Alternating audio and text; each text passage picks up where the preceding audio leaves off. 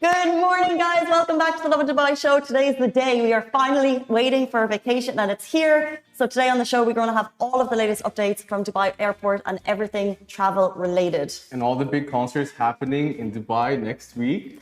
My mic just fell. It's that kind of day. Also, a Dubai resident who rode 50 hours non-stop. We're going to be talking about that. And all the top reasons to visit the Dubai Hills Mall by Emaar this Eid. And do stay tuned because Simran got to sit down with Josh Widdicombe. He's coming to Dubai for Dubai Comedy Festival, and their interview is super duper cute. So do stay tuned for that later in the show. However, oh my days, we're going to jump into our top story because we are just that excited about our Eid break. However, if you are excited and you are traveling, Dubai Airport has issued a warning. It's about to get busy. So Dubai Airport shared a warning tweet yesterday that said over the Eid holidays, we expect around 1.9 million guests through DXB. If you're traveling, be sure to get to the airport early enough, use public transport where you can. Make sure to use the online self-service and check-in facilities. 4 hours before you travel, that's a biggie. They're expecting average numbers to be getting through daily, about 177,000 people. And if you're traveling on May 7, that's going to be the busiest day in total with 200,000 people. Are you going to airport, eating, traveling, anything? I was going to go home. I was going to drive home. But then I thought, you know what? This is going to be my time to chill. I don't necessarily need to see anyone. I was also going to try traveling to see my friends, but I don't know. This year, there's no family time involved. I was going to say, is Eid not family time? It is, but my brother and his wife might come. Although I asked them not to, so I might. They might come to Dubai. Yeah. Gotcha. I think I need like unwinding time, you know. So you don't want that airport rush that a lot of people are going to have. I'm not going to deal with that. Not this time. I have a friend coming today, traveling into Dubai, and I was meant to go and pick her up at the airport, and then I was like, hold on. It's Friday and Eid is starting. There is no way we could be traveling we're in Production City right now, to the airport down Sheikh Zayed at 7 p.m. tonight. I was like, it just can't happen. She needs to get a taxi. Like, I love you, but I don't love you enough. Like, I love you, but I'm going to love you in my house when you get here. Exactly. Like, oh, but I love you. But also, we have so many more Eid updates.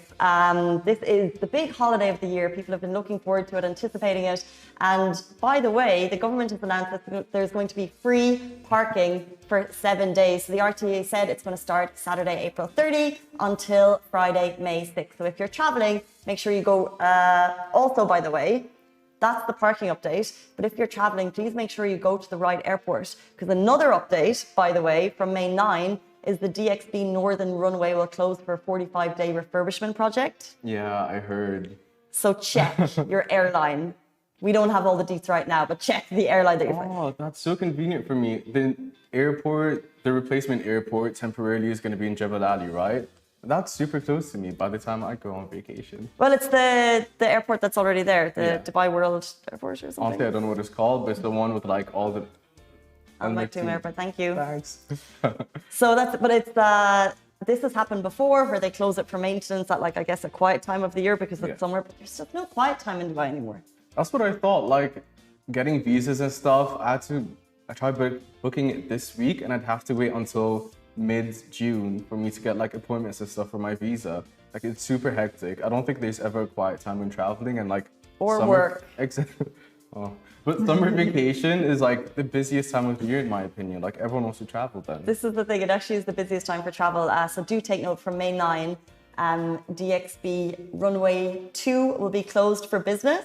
However, I just think it's a great opportunity. I love seeing different airports. I know this, actually wouldn't mind the change? Because, you know, we're always at Dubai International. Why not? Good point. I want to see the lounge there. Oh. Although there might not be Are one. you a lounge traveler? I am. I used to be back when I used to get like tickets for my family and stuff, but not anymore. I feel like every time she hears on the show, it like jumps up a bougie notch. Like I was gonna say it, then I was gonna hold back, but I said half of the sentence, so I had to continue. Keep going. Tell us about that life.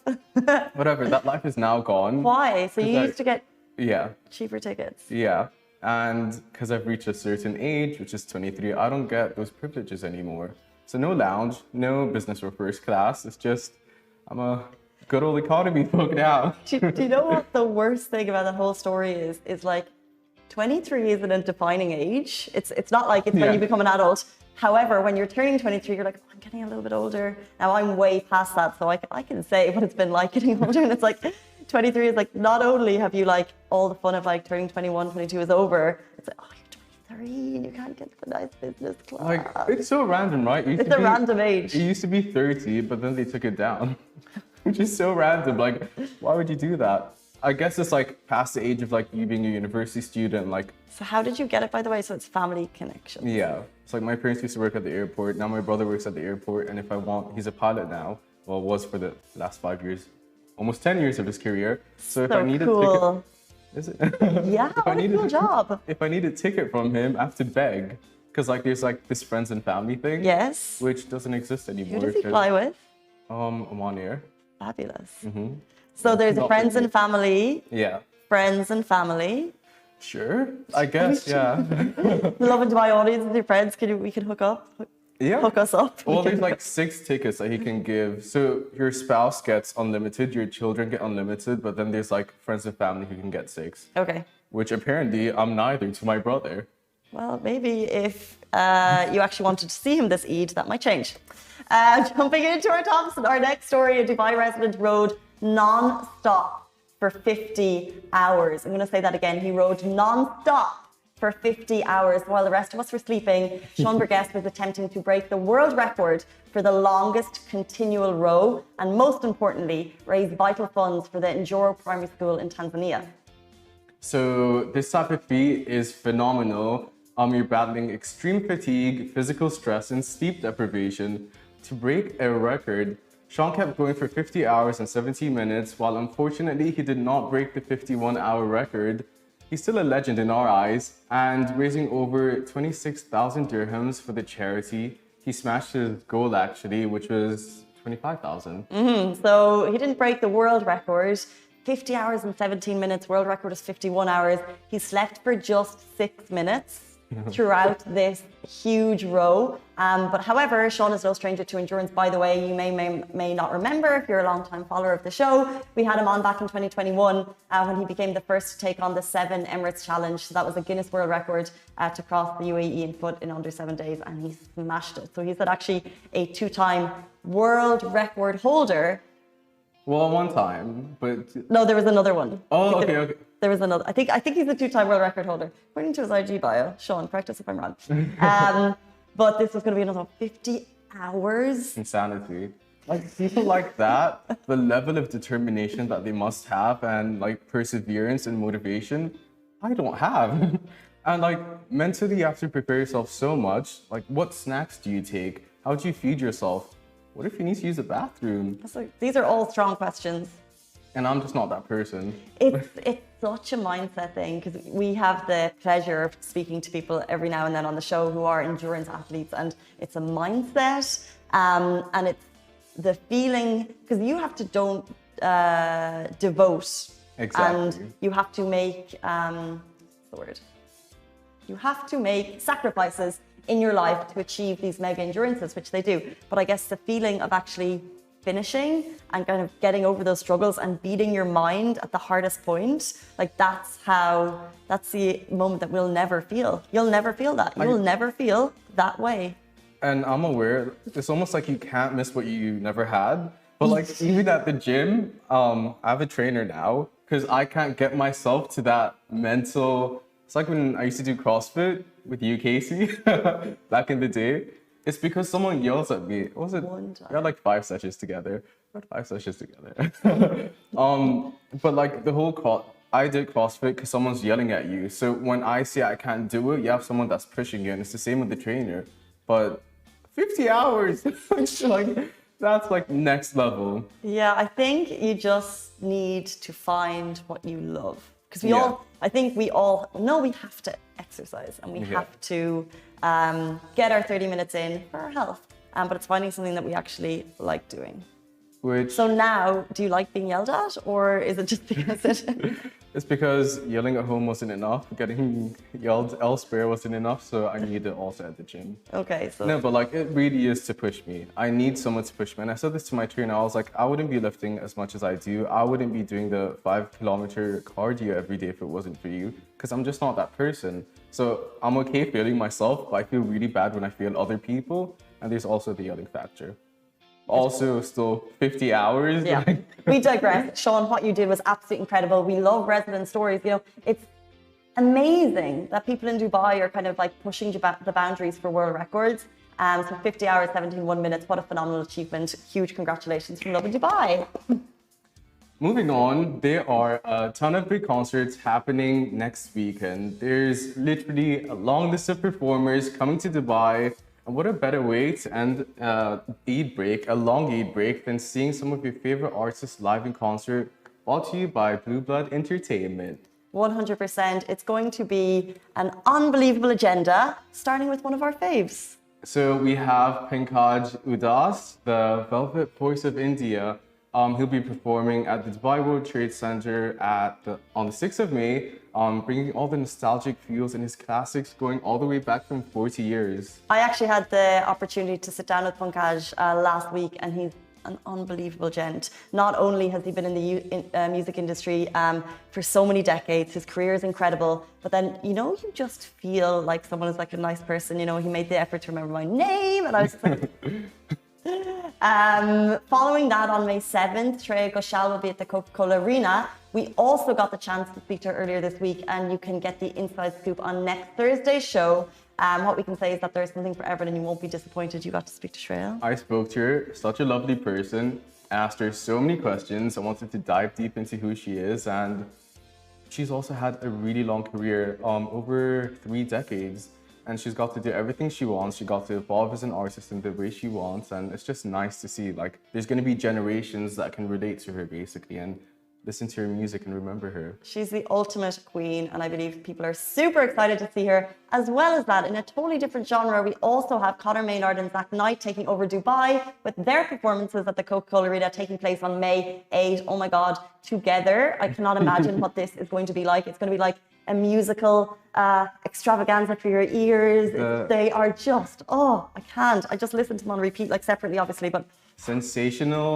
The dynamic duo. There's literally so much to look forward to. And it's the perfect way to end Eid. Like, you spend your family time, you see your friends, you get to eat all the food, like all the Eid food. And then like, it's like one concert after the other, and you can take like your parents, your cousins, and everyone's gonna relate. Your work colleagues, you can take anyone. Sure, okay. Yeah. But there's literally something for everyone, and like everyone's gonna have a good time. It's a concert and a half, and these are all throughout next weekend.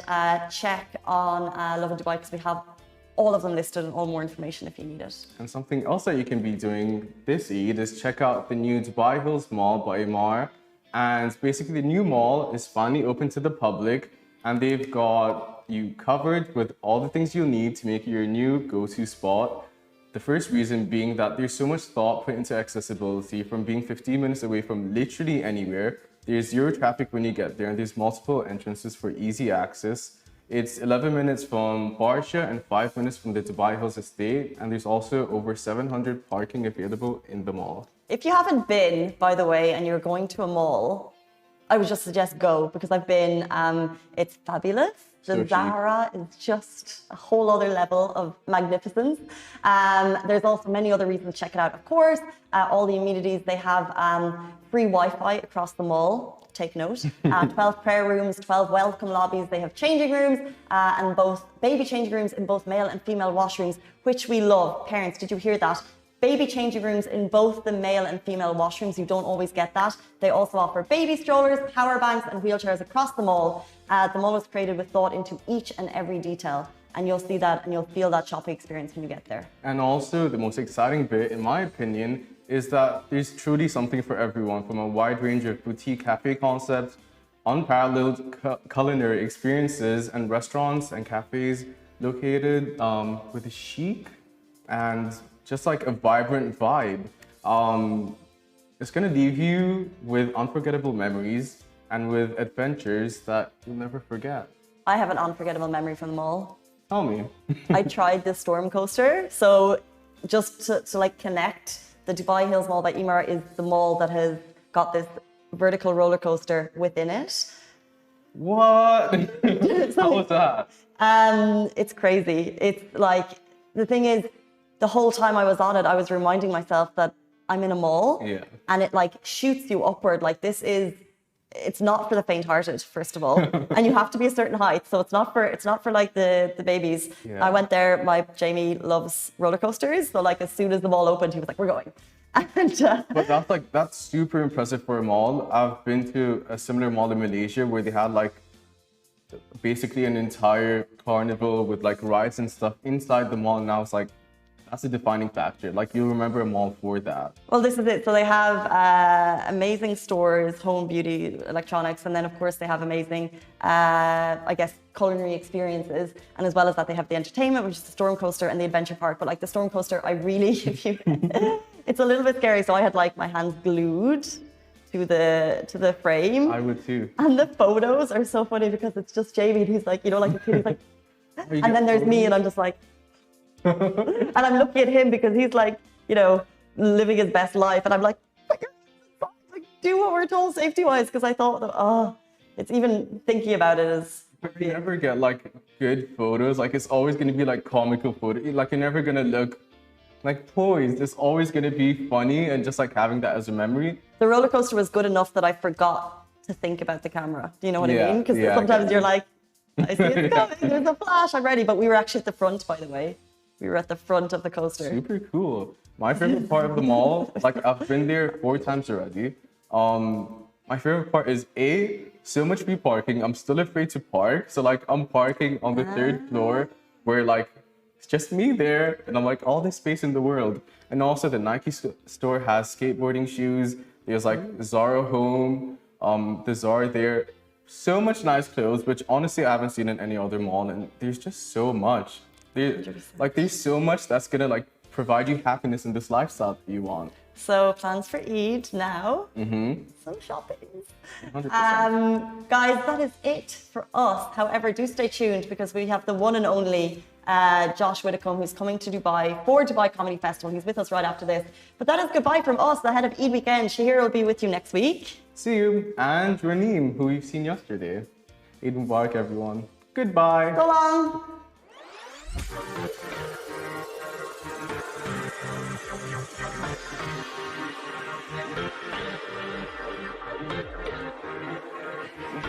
Hello and welcome back to the Love in Dubai show, you guys. And right now we are in conversation with Joshua Widdicombe. Now he is a presenter, he is a comedian, and after a little break, he is back on the road once again with his brand new gig.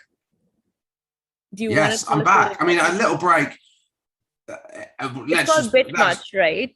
Yeah, it's called Bit Much, and it started before COVID. That's why I had a little break. I have that was I don't know if it crossed the world news, but yeah, I had 18 months off for COVID, and now I'm back. This tour's been going on since 2019, and so it's a joy to bring it to Dubai. I think it's the last gig. I think it's the last time I will ever do this. Will be in Dubai. How come? Why the last time? Because I've been doing it 3 years. Because all good things have to come to an end, and then I will do a new tour in a few years. But for now, it all ends in Dubai. Apart from I've got a couple more gigs in the UK that I've just noticed in my calendar after that. So it's not the last one, but it's close to it. Okay, so 18th May. No, so you're saying it's not the last one? No, I thought it was, but I've actually got Dartford a few days afterwards. Okay, so I think the pressure is off your fans and off you that the very last one, last show of yours in Dubai, which it's not. No, but the good thing about it is, I've spent 3 years making this, like, making sure this is funny and it works. So now I know it's good. It's fine. Like, I turn up in Dubai. If this goes badly, it's not my fault. I've proved it's good over the last 3 years. It's on you guys. The pressure's on you. You know what? Like Dubai's, I think just your fans here, they will respond to it very well. I'm sure. It's a really, I've done Dubai a few times The before. crowd here is amazing. Like, yeah, they they're just really don't get nice. offended. No, it's a fun gig to do. People are excited. And also, you know, You have people it's from all over the world. exactly, people from all over the world, although mainly, let's be honest, you go all the way to Dubai and then you talk to someone afterwards and it turns out that they grew up 2 miles from you. That's tend to be what's happened. So go. So true. That's so true. It is a small world down here in Dubai. So I want to ask, like, for you, I mean, you took time to fine tune your show and just like the jokes and everything. So what would you say is the hardest part about being a comedian? The hardest part about being a comedian. Do you know what? I didn't realize until I stopped being a comedian for 1.5 years during COVID that working in the evening is a real effort. Like, I'd done it for 10 years, so I didn't even think about it. But when you get your evenings back, you're then like, oh my God, it's brilliant to have your evenings back. And now I've got to work in the evening again. You're like, oh, it is quite annoying. It's quite an annoying time to work. The dream scenario as a comedian would be that if all gigs were at 10 a.m., but that's just not going to happen because you're not going to get the audiences. So the worst thing is the evening work. The evening work. Okay. So so that is the worst part. But what aspect of being a comedian and just like a stand-up comedian at that do you respect the most? I think the best thing about being a stand-up comedian is that you get to do loads of different things.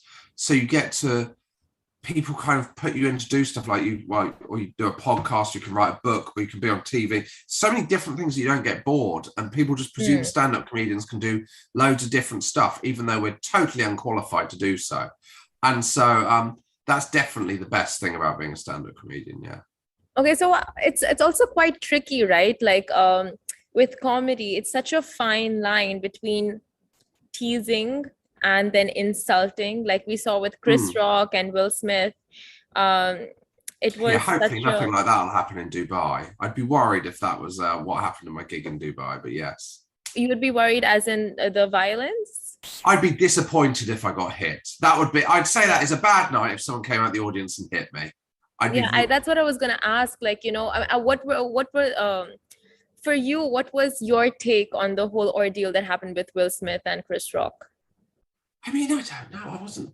And where do you personally draw the line? Like, is that a joke that I don't know? Is that something that you thought was funny, or, you know, like, where do you draw the line personally? I am so desperate for people to like me that I draw the line far too early because I'm so afraid of offending people. Yeah. And also, if I did anything that came close to offending them, I would apologize immediately. So if I'd been Chris Rock, what would have happened is I'd have walked on, I'd have done that joke, and then I'd have panicked. And before Will Smith had even got out of his seat, I'd have apologized and left the stage. That's how it would have happened if I'd done it.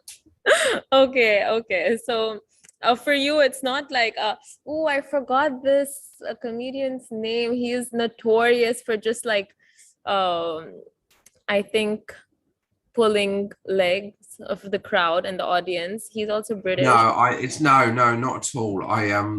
I'll talk to the audience, but I think you pick on the audience? No. You what, sorry? You pick on the audience? I wouldn't pick on them, no. I would talk to them and be funny, but I wouldn't like have a go at. I think the thing with it is like there's like comedy used to be much more kind of attacking and kind of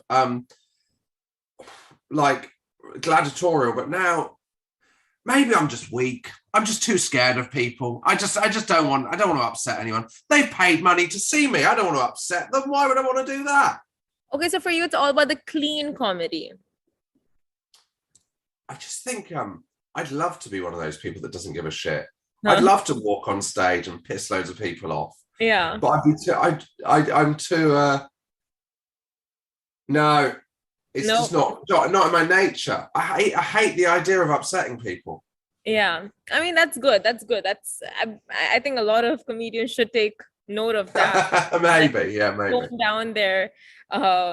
down the amount they pick on the audience. Now, Yeah. okay, so if it wasn't for comedy and if you had to switch careers, what else? Like you're saying that this is it, you've done comedy for a number of years and you want to move on. So is there an other career path you want to move on to? No, not at all. I think I just like to do different things that are related to being a comedian and just mix it up all the time.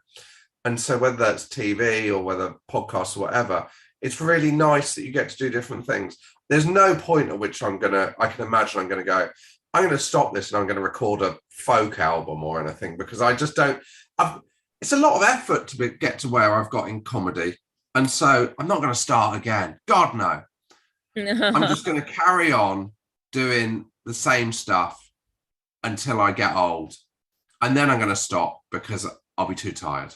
So I see a guitar behind you. Age 60. You what? I see a guitar behind you. Is that something you're into as well, music? No, I'm terrible. I mean, I can play about 3 chords, but I'm an appalling guitarist. No, it's the guitar behind me is a kind of nod to the fact that I think I've got more time on my hands than I have, which I haven't. So I never pick it up. It's sat there for years on end with untouched. It's a decoration piece at this point. Exactly. It's a perfect ornament. Now, okay, so with a lot of comedians, you're just expected to be funny in real life as well. So is that something you feel like when you meet people and they're just like, you know, waiting for you to crack a joke, waiting for you to say something funny, and you're just like, you know what, like it doesn't come. I've got very used to disappointing people, and I'm delighted to just disappoint them day on day. I try. There's no. If I think any comedian that goes around trying to be funny, you're like, come on, mate, have a day off. Come on, just chill out. Save it for the stage. Just have some time when you're not trying to make people laugh. What are you trying to prove? And okay, last question. Where is the biggest, like for you, where do you draw the inspiration from the most? Like your everyday situations, or when you watch something, like do you have a certain I just think day-to-day life. I'm really like day-to-day life. I'm not someone who talk about the news really or any of that kind of stuff. I just like day-to-day, the minutiae of day-to-day life that we all kind of go through. I like that kind of stuff. That's always been the comedy that makes me laugh. I think it's not like you think about what you're doing with comedy. You just write the things that make you laugh, really, and that's what it is. Right. And what makes you laugh the most? Slapstick? Yeah, I mean, a man falling down a hole, there's nothing funnier than that, is there? Like slapstick. Yeah, I mean, that's interesting. Is it slapstick? Like, what kind there's a show in the UK called You've Been Framed, where people would send in home videos that had gone wrong. I'm sure there's a version of it in Dubai. And yeah, that's the funniest TV show on TV. Just watching people fall off swings in their garden. Yeah, let's go with that. So that's the one for you. Yeah. But my show will be nothing like that. But there we go. Thank you so much. Thank you for having me. Out and speaking to us at the Lovin Dubai show. And we're so excited to attend your show happening in Dubai very, very soon. So good luck with that. Thank you. Thank you very much. Thank you. And thank you guys for watching. You can see us and tune into our show same time, same place tomorrow. Bye. Bye.